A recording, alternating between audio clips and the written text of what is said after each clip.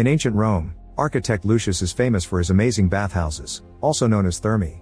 However, lately all clients have been rejecting his ideas because they think he's stuck in the past and can't come up with anything creative. At home, his wife nags him all the time because they're low on money and he refuses to have a baby.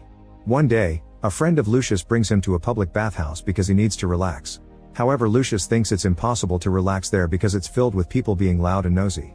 Needing some peace and quiet to think, he decides to go underwater and stay there for as long as he can. At that moment he notices water moving rather quickly on a tub's wall and goes to take a closer look, only to suddenly be pulled into a hole by a strong current. For several minutes, Lucius is dragged through a mysterious tunnel full of water, but the current is too strong to swim in. Eventually the pulling finally stops and Lucius resurfaces, only to discover he isn't in the Roman bathhouse anymore. Lucius doesn't understand it, but he's arrived in modern Japan, and now a bunch of old men in a public bathhouse are staring at the strange foreigner that suddenly popped out of the water. Lucius assumes these people are from a flat-faced tribe and starts investigating the place, quickly becoming amazed by all their innovations.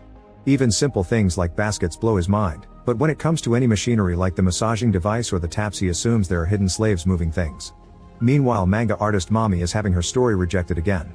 She goes to the bathhouse at the same time Lucius accidentally enters the women's changing room and a screaming woman knocks him out by throwing something at his head.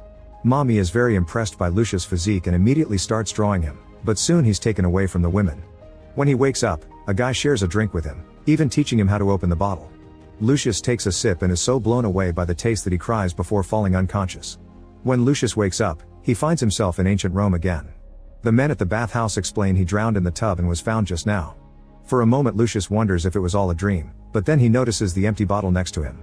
2 months later, the bathhouse has been completely renovated thanks to Lucius' ideas, which basically consisted of copying everything he saw in Japan.